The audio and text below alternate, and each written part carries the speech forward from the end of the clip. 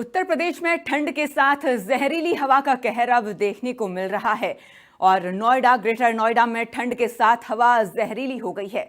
मौसम विभाग के मुताबिक यूपी के दोनों संभागों में आज मौसम शुष्क रहने का अनुमान जताया गया, लेकिन सुबह और शाम के समय कहीं कहीं ठंडी और मध्यम कोहरा परेशान कर रहा है। इस दौरान देर रात और सुबह के समय कहीं कहीं शीतलहर चलने की चेतावनी दी गई।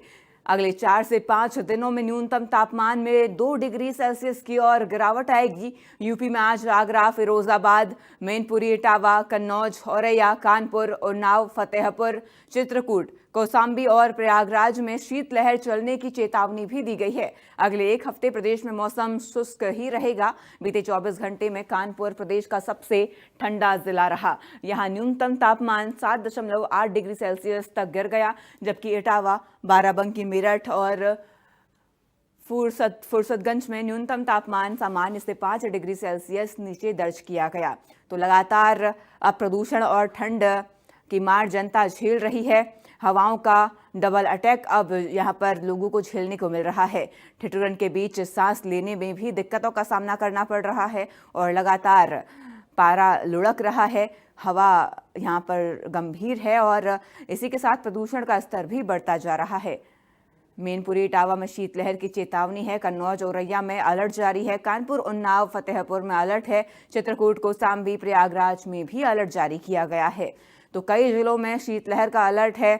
मैनपुरी, इटावा में शीतलहर का अलर्ट जारी किया गया है। आगरा, फिरोजाबाद में भी ठंडी हवाओं की चेतावनी दी गई है। चित्रकूट, कौसाम्बी, प्रयागराज में भी ठंड का अलर्ट अब जारी कर दिया गया है। जैसे जैसे अब दिन बीत रहे हैं, दिसंबर नज़दीक आ रहा है, अब ठंड भी उस तरीके से ही बढ़ रही है। पारा अब तेज़ी से लुढ़क रहा है और अब लोग आलाप का सहारा ले रहे हैं ठंड से बचने के लिए। वहीं प्रदूषण भी अब लोगों के लिए मुसीबत का सबब बनी हुई है। तापमान में जहां एक तरफ गिरावट दर्ज की जा रही है, वहीं प्रदूषण का स्तर लगातार बढ़ता जा रहा है। AQI बेहद ही गंभीर श्रेणी में दर्ज किया जा रहा है और कई ऐसे प्रदेश में ज़िले हैं, कई ऐसे इलाके हैं जहां 350 के ऊपर AQI दर्ज किया जा रहा है। सड़कों पर धुंध नज़र आ रही है और गैस चैम्बर्स महसूस यहाँ पर लोग कर रहे हैं। और खासकर ट्रैफिक व्यवस्था की अगर हम बात करें तो लोगों को आवाजाही में भी अब दिक्कतों का सामना करना पड़ रहा है, क्योंकि जैसे जैसे दिसंबर अब नज़दीक आ रहा है, ठंड बढ़ रही है और वैसे वैसे ही अब सड़कों पर कोहरा बढ़ रहा है, धुंध बढ़ रही है, प्रदूषण का स्तर भी बढ़ रहा है। ऐसे में प्रदूषण और ठंड की मार जनता झेल रही है। दोहरी मार यहाँ पर जनता को झेलनी पड़ रही है। मैनपुरी, इटावा में शीतलहर की चेतावनी दी गई है। चित्रकूट, कौसाम्बी, प्रयागराज में भी शीतलहर यानी ठंडी हवाओं की चेतावनी प्रशासन की तरफ से दी गई है। अलर्ट अब जारी कर दिया गया है और ठिठुरन के बीच अब सांस लेने में भी जनता को दिक्कतों का सामना करना पड़ रहा है। आपको बता दें, ठंड का दौर शुरू हो चुका है। सुबह सुबह सड़कों पर धुंध नज़र आ रही है, कोहरा नज़र आ रहा है, जिससे आवाजाही में भी बेहद दिक्कतों का सामना लोगों को करना पड़ रहा है। इसी के साथ अब प्रशासन भी मुस्तैद है। तमाम तैयारियां प्रशासन की तरफ से की जा रही हैं। रैन बसेरी की तैयारी प्रशासन की तरफ से की जा रही है। इसी के साथ अलाप का भी बंदोबस्त किया जा रहा है। सड़कों पर अलाप का बंदोबस्त किया जा रहा है। वहीं जो ट्रैफिक पुलिस है वो भी सतर्क है और ट्रैफिक में किसी तरीके की दिक्कत ना आए, धुंध कोहरे की वजह से किसी तरह का हादसा ना हो, इसके लिए ट्रैफिक पुलिस लगातार अब सतर्क है। लाइटें यहाँ पर प्रशासन की तरफ से लगाई जा रही हैं। तो लगातार पारा लुढ़क रहा है। ठिठुरन के बीच अब सांस लेने में भी लोगों को दिक्कतों का सामना करना पड़ रहा है। कई शहरों में अब अलर्ट भी जारी कर दिया गया है। ठंड और प्रदूषण की दोहरी मार जनता को झेलने को मिल रही है।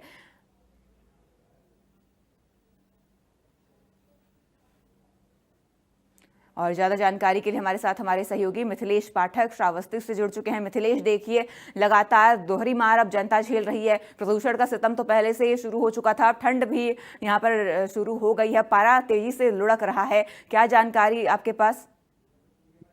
बिल्कुल बताना चाहूंगा। उत्तर प्रदेश का श्रावस्ती जनपद तराई का जिला है, जो इंडो नेपाल सीमा पर स्थित है। बगल में नेपाल है, यहाँ पर चारों तरफ पहाड़ों की वो है। लगातार यहाँ पर जंगल ही पाए जाते हैं। तो कहीं ना कहीं यहाँ पर सुबह सवेरे जो मौसम होता है, ये कोहरे में से शुरू होता है और लगातार ये कोहरा 10 बजे तक 9 बजे तक रहता है, जिसके बाद सड़कों पर उस समय सन्नाटा रहता है। कोई सी जो रफ्तार होती है ट्रैफिक चेक होती है, लेकिन कहीं ना कहीं ये मौसम जो बदला है और हम्म। लोग खेतों में पराली जलाने से प्रदूषण भी हो रहा है, जिसके चलते हम्म। कहीं ना कहीं लोग भारी संख्या में बीमार होकर इस समय अस्पताल पहुंच रहे हैं। अगर अस्पतालों की बात की जाए तो इस समय मरीजों की संख्या ज्यादा से ज्यादा है जो सर्दी जुकाम बुखार से पीड़ित है और उनका उपचार करने में जुटे हुए हैं। लेकिन बताया जा रहा है डॉक्टर की तरफ से जब बातचीत की गई तो हम्म। उन्होंने साफ तौर पर कहा कि जिसमें भी इस समय वायरल फीवर हो रहा है, जो बुखार हम्म। की चपेट में आ रहा है, सर्दी जुकाम की चपेट में आ रहा है, वो लगभग 1 हफ्ते तक उसे लग जाते हैं ठीक होने में। इस दौरान उसे खांसी का भी झटका आता है, सांस लेने में भी काफी परेशानियों का सामना करना पड़ रहा है। अगर ओपीडी की बात करें तो अगर 100 मरीज आ जाते हैं तो उसमें से 60 मरीज इस समय सर्दी बुखार जुकाम के ही आते हैं, जो काफी परेशान होते हैं। ऐसे में बिल्कुल। लगातार उनका उपचार भी किया जा रहा है। तो कहीं ना कहीं मौसम एक तरफ लोगों को परेशानी देता है तो दूसरी तरफ लोगों के स्वास्थ्य के साथ भी खिलवाड़ हो रहा है। लोग परेशान हम्म। हो रहे हैं, लगातार बीमार होकर अस्पताल पहुंच रहे हैं। हम्म। और सड़कों की अगर बात करें तो सड़कों पर लगातार इस तरह के धुंध के चलते कई कई दुर्घटनाओं की खबर भी सामने आती है। सुबह सवेरे जब भीषण दुर्घटना होती है तो उसमें कहीं ना कहीं यही चीज निकल कर आती है कि कोहरा उसका एक मुख्य कारण होता है। सड़कों हम्म। पर कोहरा होता है। नेशनल हाईवे 730 श्रावस्ती बहराइच बल्लामपुर को जोड़ता है। इसी हम्म। मार्ग पर सबसे ज्यादा एक्सीडेंट होते हैं। उनको एक्सीडेंट सुबह 5 बजे से लेकर और 7 बजे के हम्म। बीच में ही होते हैं। उस समय चालक भी थोड़ा सा नींद में होते हैं या कुछ और कमियां होती हैं लगा, लेकिन वो कहीं ना कहीं कोहरे का भी असर देखने को मिलता है, जिसके चलते इस तरह की तस्वीरें निकलकर सामने आती हैं और हम्म। लोग लगातार परेशान हो रहे हैं। एक तरफ ठंड बढ़ती जा रही है तो दूसरी तरफ कहीं ना कहीं प्रदूषण और जो धुंध है सड़क पर वो लोगों के लिए बाधा बन रही है। बिल्कुल, लोगों के लिए अब समस्या बढ़ती जा रही है। इसी के साथ देखिए मैं आपसे ये भी जानना चाहूंगी, आपने सड़कों की बात की, आपने अस्पतालों की बात की, ऐसे में प्रशासन की तरफ से क्या इंतजाम यहाँ पर देखने को मिल रहे हैं सड़कों पर और अस्पतालों में? इस समय यातायात माह चलाया जा रहा है तो कहीं ना कहीं पुलिस अधीक्षक राहुल भाटी के दिशा निर्देश पर यातायात विभाग की टीम या पुलिस विभाग की टीम वो लगातार लोगों को जागरूक करने का काम कर रही है। लोगों हम्म। के जो वाहन है उसमें रेफ्रिजरेटर लगाया जाता है कि जिससे धुंध से बचा जा सके या कोहरे में वो वाहन देखे जा सके, जिससे दुर्घटनाएं कम हो। लगातार प्रशासन तो अपना काम कर रहा है, लेकिन कहीं ना कहीं मौसम के आगे प्रशासन भी नतमस्तक हो जाता है, क्योंकि हम्म। मौसम अचानक बदलता है और मौसम का कोई ये नहीं है कि कब ये बदलेगा। हम्म। हालांकि लगातार अलर्ट भी जारी किया जाता है मौसम विभाग की तरफ से। प्रशासन अपनी तरफ से पूरी व्यवस्था में लगा हुआ है, लेकिन कहीं ना कहीं मौसम जब दस्तक देता है तो उस पर सभी हम्म। लोग पीछे हट जाते हैं, लोग पीछे हम हो जाते हैं और ऐसा ही मामला श्रावस्ती जनपद से निकलकर सामने आ रहा है। हम्म। यातायात विभाग की अगर बात करें, पुलिस विभाग की बात करें या प्रशासन की बात करें, प्रशासन हम्म। के जिला अधिकारी जो है उन्होंने लगातार मीटिंग करके अलाव अलाव जलाने के भी निर्देश दे दिए हैं, लेकिन अभी वो ठंड नहीं है कि अलाव जलाने की जरूरत पड़े। लेकिन कहीं ना हम्म। कहीं आने वाले 1 हफ्ते के अंदर अलाव की भी व्यवस्था सुनिश्चित कर ली जाएगी, जिससे लोगों को चौराहों पर या रात में जो व्यवस्था या राहगीर रुकते हैं तो उन्हें कोई हम्म। दिक्कत ना होने पाए। ये सारी व्यवस्थाएं चुस्त दुरुस्त की जाएंगी। आने वाला ये समय बताएगा। बिल्कुल, तमाम जो तैयारियां आपने बताई प्रशासन की तरफ से की जाएंगी। इसी के साथ आपसे ये भी जानना चाहूंगी, क्या रैन बसेरों का इंतजाम यहाँ पर प्रशासन की तरफ से अब तक किया गया है? हर साल की तरह रैन बसेरे पहले से ही निश्चित कर लिए जाते हैं। कहीं कहीं तो हम्म। तो उसकी सरकारी बिल्डिंग भी बनी होती है, अगर नहीं है तो वहां पर अस्थायी रैन बसेरे की व्यवस्था की जाती है, जहां पर टेंट हम्म। वगैरह लगाकर कुछ लोगों हम्म। के लिए चादर गद्दे की व्यवस्था की जाती है, रजाई की व्यवस्था की जाती है, जिससे वो ठंड से बच सके।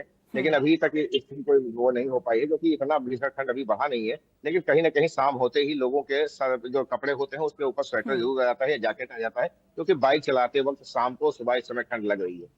भारी जी। ठंडक तो नहीं कहा जा सकता, क्योंकि अभी मतलब ये नवंबर का महीना लगभग 15 दिन हुआ है।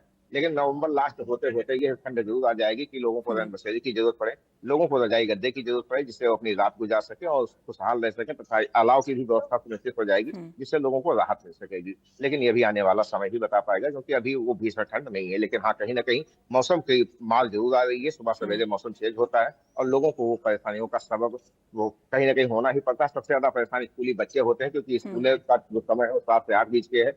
कई लोग हैं बहुत दूर से बच्चे आते हैं और साइकिल से होकर सवार आते हैं, तो उनको समस्याओं का सामना करना पड़ रहा है। हम्म। लेकिन कहीं ना कहीं प्रशासन की तरफ से इसके लिए भी व्यवस्था की जाती है। दिसंबर के माह के लास्ट में जब ठंड ज्यादा बढ़ जाती है तो शीतकालीन अवकाश घोषित कर दिया जाता है, जिससे बच्चों को और अध्यापकों को राहत मिल जाती है। जी। जी बिल्कुल, यहाँ पर बच्चों और अध्यापकों को आपने राहत मिलने की बात की। इसी के साथ देखिए मैं आपसे ये भी जानना चाहूँगी, अचानक से प्रदूषण का स्तर बढ़ा, उसी के साथ में ठंड भी शुरू हो गई और इस बार ठंड की माने तो 20 से 25 दिन देरी से ठंड आई है। इसके कारणों की अगर हम बात करें, मुख्य रूप से कारण क्या नजर आ रहे हैं? प्रदूषण के बढ़ने के कारण क्या हैं, ठंड की लेट आने के कारण क्या हैं और अचानक से जो ये पारा लुढ़का है इसके मुख्य वजह क्या है? बिल्कुल, कहीं ना कहीं आदमी अपने शौक सुविधा के चलते अपनी लापरवाही करता है, जो पेड़ लगे हुए हैं, बाग लगे हुए हैं, वो लगातार कटते जा रहे हैं, तो कहीं ना कहीं ये प्रदूषण के लिए खतरा ही उत्पन्न करता है। अब कहीं आप जब सड़क के किनारे जाओ, पहले सड़क के किनारे दोनों तरफ वृक्ष लगे होते थे, लोगों को ठंडक मिल जाती थी। अब देखने वाली ये बात होती है कि 2-3 किलोमीटर आप चले जाओ, सड़क के किनारे कोई वृक्ष भी नहीं मिलता है।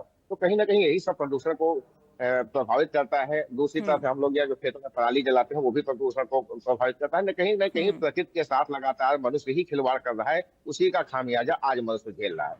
बिल्कुल, आज अपनी ही सुख सुविधाएं हैं जो यहाँ पर चूज़ की जाती है, उसके बाद अब उसी का खामियाजा भरते हुए लोग नज़र आ रहे हैं। लोगों को ज़रूरत है कि सतर्क रहें। क्या प्रशासन की तरफ से किसी तरीके का कोई अलर्ट जारी किया गया है मौसम को लेकर? बिल्कुल, प्रशासन का काम है लगातार लोगों को जागरूक कर देना, अलर्ट जारी करना, लोगों को बताना किस तरह से बच सके। इसी प्रकार से प्रशासन के साथ साथ जो जिले के आला अधिकारी हैं, वो चाहे मजिस्ट्रेट हैं, वो भी खेतों में जाते हैं, राजस्व विभाग की टीम जाती है, लोगों को जागरूक करती है कि किस प्रकार से आप ठंडक से बचें। अगर किसी को ठंड लग ही जाए या किसी की तबीयत खराब हो जाए, तो सरकारी अस्पताल में कैसे पहुंचे, वहां कैसे सुविधाएं मिल पाएंगी, पीएचसी हो या सीएचसी हो। उसके बाद अगर उसे ऊपर हायर सेंटर में भेजना है, तो जिला चिकित्सालय मौजूद है, जहां पर सही व्यवस्थाएं कर ली गई हैं। अगर बात करें तो डेंगू की इस समय मच्छरों की भी काफी दस्तक हो जाती है, डेंगू भी पड़ता है। इस तरह के कई बुखार ऐसे होते हैं जो दिमागी बुखार में परिवर्तित हो जाते हैं, और श्रावस्ती से लेकर लखनऊ तक का सफर लोगों को करना पड़ता है। तो कहीं ना कहीं उसके लिए भी पूरी तैयारियां की गई हैं। लोग समय से अस्पताल पहुंच जाए, तो उनकी जांच हो जाए और वो सुरक्षित रह सके, उनका दवा उपचार हो जाए। लेकिन कहीं ना कहीं लोग लापरवाही करते हुए नजर आते हैं, जो वो झोला छाप के पास पहुंच जाते हैं, जो उनके पास नजदीक होते हैं, उनसे पैसे भी ऐंठते हैं, उनके स्वास्थ्य के साथ खिलवाड़ भी करते हैं। कई बार लोगों की जान तक भी चली जाती है, लेकिन ये लोग आसपास के ही इलाकों के में पहुंचते हैं जहां पर झोला छाप बैठे हुए हैं। जब वो वहां से रेफर करते हैं, तभी सरकारी अस्पताल में पहुंचते हैं। उसके बाद इन्हें सरकारी सुविधाएं मिल पाती हैं और अच्छे चिकित्सक मिल पाते हैं जिनको सही जानकारी हो।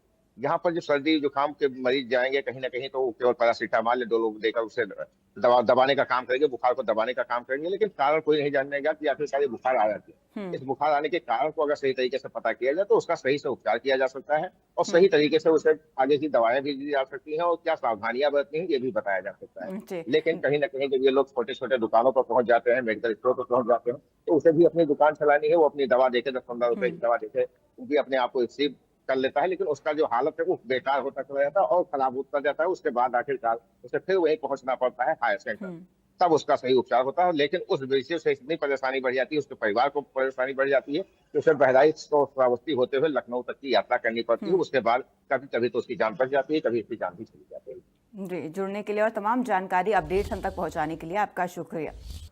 तो लगातार यूपी में ठंड बढ़ रही है, शीतलहर का अलर्ट जारी किया गया है। प्रदूषण और ठंडी हवाओं का डबल अटैक का प्रदेश भर में जनता को झेलना पड़ रहा है।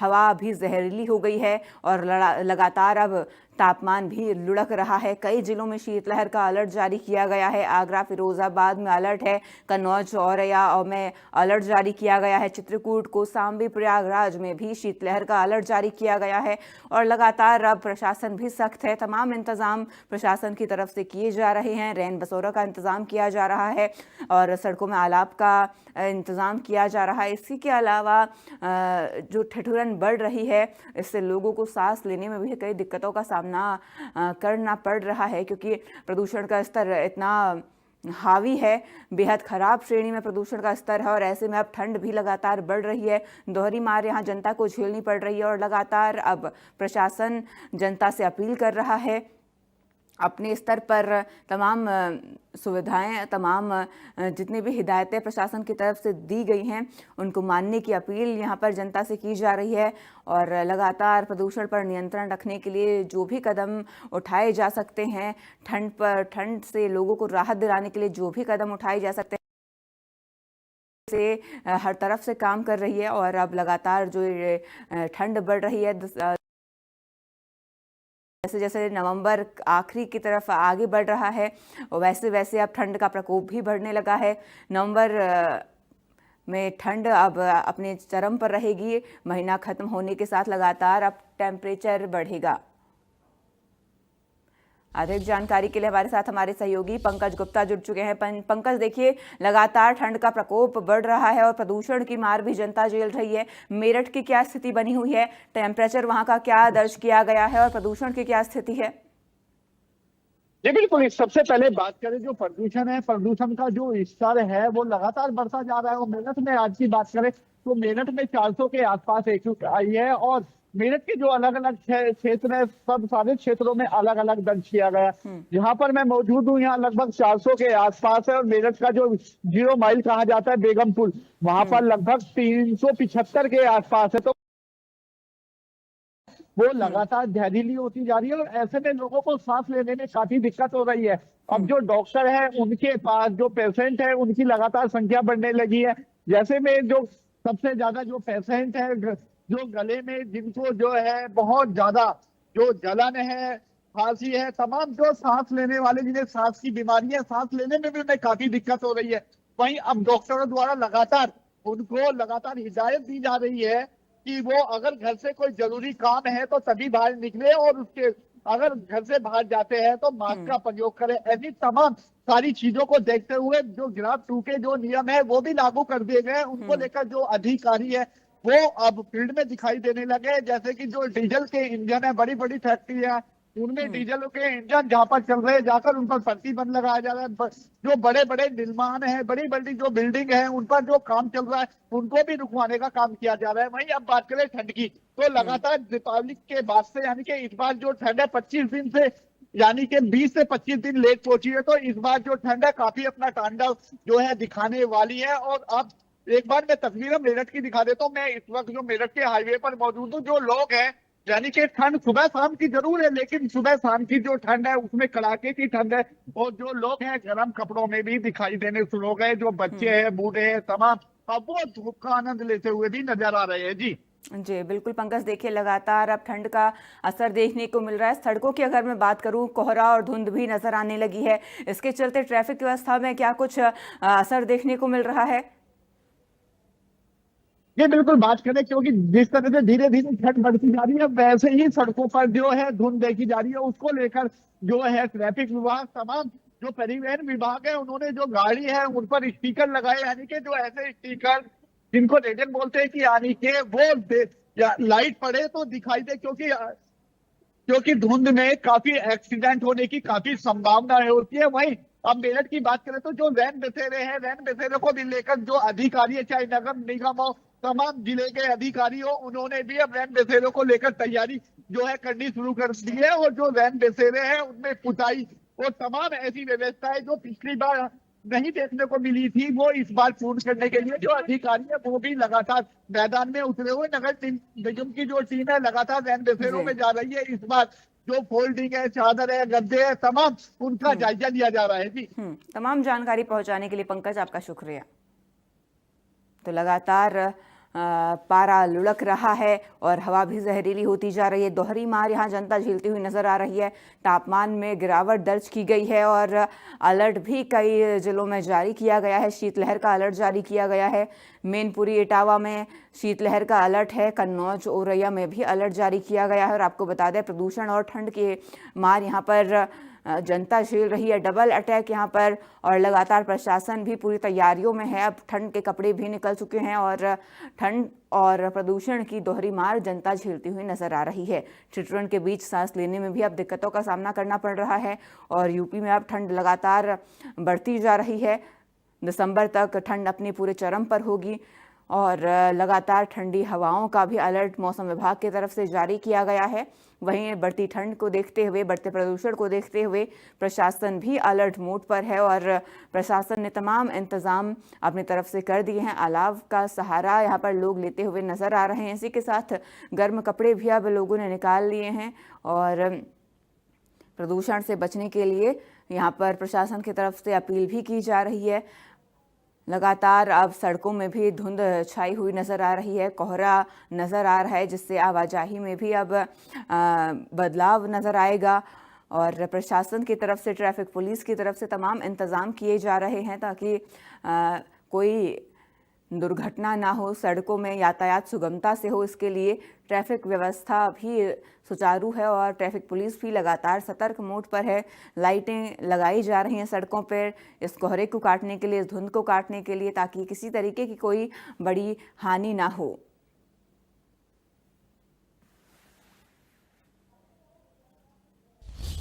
हमारे साथ ऋषिकेश से हमारे सहयोगी सागर रस्तोगी जुड़ चुके हैं। सागर, देखिए लगातार अब पहाड़ों से लेकर मैदान तक ठंड का असर देखने को मिल रहा है। ठंड बढ़ रही है, शीतलहर बढ़ रही है और गर्म कपड़े भी अब निकल चुके हैं। इस वक्त ऋषिकेश में क्या माहौल देखने को मिल रहा है, स्थिति क्या है ऋषिकेश की इस वक्त? जी बिल्कुल बताना चाहूंगा, मौसम में परिवर्तन आ चुका है। तीर्थ नगरी ऋषिकेश के आसपास के इलाकों में, पहाड़ी इलाकों में जो है सुबह शाम का ठंड देखने को मिल रहा है। और अभी इसको देखते हुए जो है विद्यालय का समय भी चेंज कर दिया गया है और बढ़ती ठंड से जो है पर्यटक भारी संख्या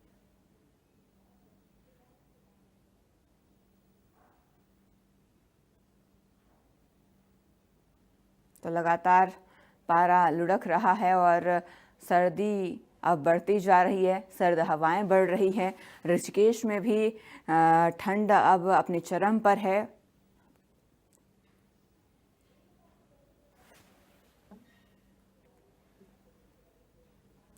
हाँ, हमारे साथ हमारे सहयोगी सागर जुड़े हुए हैं। सागर, ऋषिकेश में इस वक्त क्या स्थिति देखने को मिल रही है, मौसम कैसा नजर आ रहा है?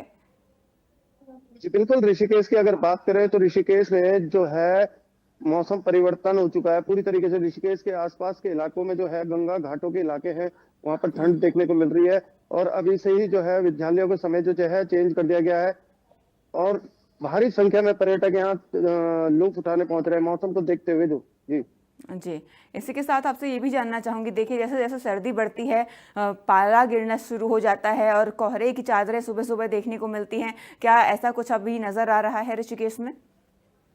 जी बिल्कुल बताना चाहूंगा, सुबह शाम का जो है मैंने आपको बताया पाला बराबर गिर रहा है, जिसको देखते हुए जो है यहाँ पर जो है लगातार पर्यटक भारी संख्या में पहुंच रहा है और मौसम का लुत्फ उठा रहा है। पर्यटन की बात करें तो पर्यटन इस वक्त कितनी तेजी से वहां पर बढ़ रहा है, क्योंकि जब जब सर्दियां आती हैं तो जो शहरी क्षेत्र हैं वहां से लोग पहाड़ों की तरफ जाना शुरू कर देते हैं। ऐसे में पर्यटन कितना तेजी से वहां पर बढ़ता हुआ नजर आ रहा है? भारी संख्या में अन्य राज्यों से पर्यटक यहाँ जो है मौसम का लुत्फ उठाने पहुंच रहे हैं। एडवेंचर के साथ साथ जो यहाँ पर गंगा में रंग बिरंगी राफ्टिंग जो हो रही है उसका लुत्फ उठा रहे हैं। और मौसम के चलते जो यहाँ पहाड़ी क्षेत्रों पे, जो ऊंचाई वाले क्षेत्रों पे जो बढ़ती ठंड है उसका लुत्फ उठा रहे हैं। जी, तमाम जानकारी के लिए आपका शुक्रिया।